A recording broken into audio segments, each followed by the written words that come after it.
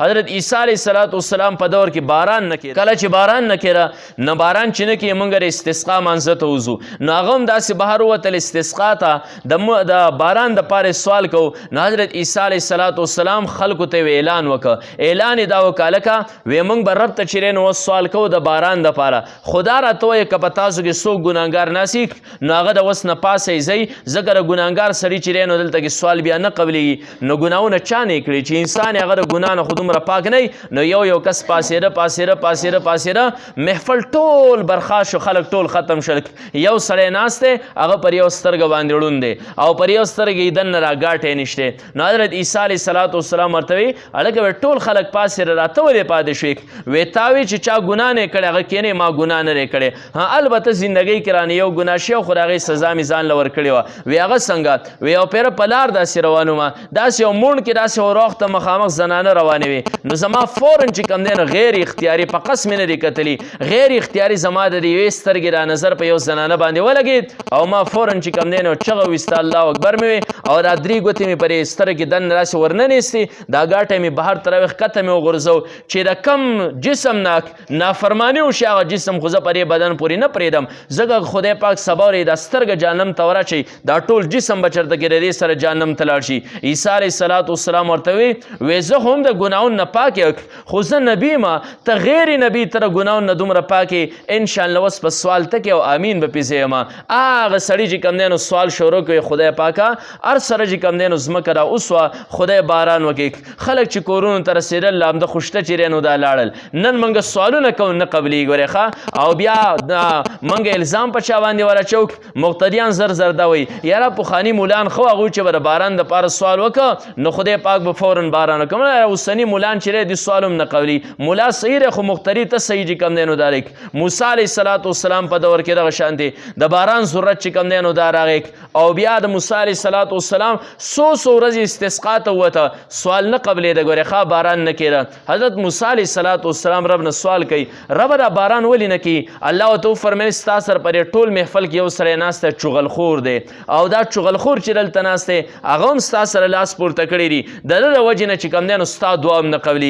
نو حضرت موسی علیه السلام وایي ربه وایي دا سړی راته وښیه چې زه د محفل نه پاسوم وایي د چغلخور د وجې نه خو زه هغه ستا سوال نه قبلوم زه ولې چغلي وکړم چې دا پلانه دی خو دې ټولو ته وایي چې دا الله تعالی ته استغفار وکړي نو دا چغلخور به هم پکې استغفار وکړي. حضرت موسی علیه السلام یې هلکه ټول استغفار وکړي تاسو کې یو سړی ګناهګار ناست دی نو چې هغه یو سړی هم چې کوم دی هغه استغفار وکړل موسی علیه السلام چې بله ورځ باندې سوال وکړو باران چې دی نو دا وشو په دې وجه باندې موږ باندې رنګ آفتونه راځي او که نه راځي دا کرونا وایرس دی دا پلانې دی دا ډنګری دی دا مشرانو به دا مرضونه چې کوم دی نو پېژندل هم نه نن چې کوم دی د انسان پر جسم کې څومره ناشنا مرضونه ډاکټران نه ورچا نه خطا راک چېرې دې له کم نوم ورکړو دې له کم علاج چې کوم دی نو دا وکړو دا ټول د دې خبرې نتیجه ده چې موږ را سترګې د رب د کلام نه خلاف استعمالو جبه موږ د رب د احکاماتو خلاف استعمال کړی را دا بدن د الله د احکاماتو خلاف موږ استعمال کړی دی او رب چې د دې دپاره کم کلام را لېږلی په دې باندې موږ چېرته ځان پوه کړی ګورې نه دی ښه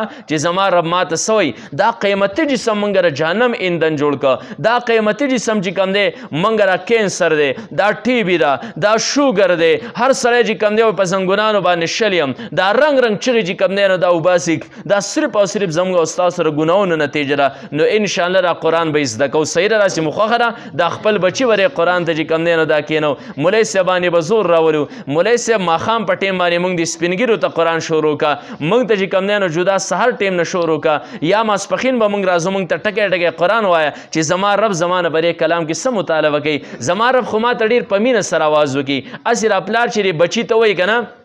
دا یو نیم پلار یې د پر مزاج کې سختی پرته او بچی تر ای سنډه سریا ناغه بس د لګیا دی راسي اکه یو بچی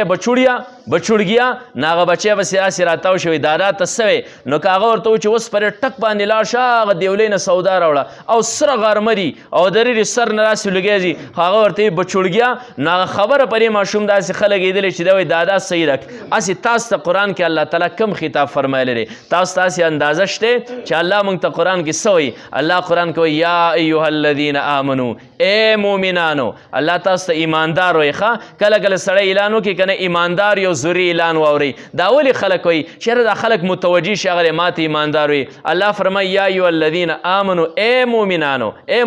د دې نه اخواله غوږ کېږدوه چې زما رب ما ته دومره په مینه سره آواز وکړو زه خو د رب دا خبره اورم چې زما رب ما ته څه وایي زما رب مخکې زما نه څه مطالبه کوي نو انشاءالله دې قرآن ته به کښېنو ټول صحیح ده او به دې قرآن باندې به ځان پوهیو دا خپل بچي به هم دې قرآن ته چې کوم دی نو دا کښېنو او رب چې زموږ نه قرآن کې څه مطالبه کوي انشاءالله عزم به کوو چې دا لږه زندګي را خیر دی دا دنیا چې د مسلمان دپاره جیلخانه ده او په جیلخانه کې د خپلې مرضۍ زندګي څوک نشي تېرولی ښه دا د بل د مرضۍ دی که خوراک څښا کې وړو بولو لځي نه دا د بل د مرضۍ مطابقي زنځیر ورسره لاس کې نیولی نو دی بوځي هلته کې خوراک له بیا چې دی نو دا راولي همدغه شانتې د الله تعالی د احکاماتو واګې ځان ته ور واچوئ زما را سترګه به زه په هغه ځای کې استعمالوم کوم چې د الله کلام زما نه غواړي دا جسم به هغه ځای استعمالوم چې رب زما نه څه مطالبه کوي انشاءالله دا لږه زندګي چې لږه په پابندۍ کې تاسو تېره کړه که نه هغه اوږده زندګي چې دی هغه نه ختمېدو والا زندګي او دومره اوږده زندګي امام غزالي رحمت الله علیه یو مثال ورکړی دی وایي که را ټوله دنیا داسې یو میدان شي او دا ورید دانې نه د دې نه یو رشه جوړه شي اسمان ته ورسي او زر کاله پس یو مارغه راځي یوه دانه ترې اوچتوي کیدی شي چې چېرته کې داسې یو دور راشي چې دا ټولې رشې ختمې شي خو د آخرت زندګي ختمېږي نه ښه هغه دا لږه غونته زندګي لږه په پابندۍ باندې تېرول پکار دي او د الله د احکاماتو مطابق چې دی نو دا هغه د خپل بدن استعمالول پکار دي انشاءالله موږ به همیشه دپاره چې کوم دی نو بیا کامیاب یو نو دا قرآن به انشاءالله زده کوو په دې باندې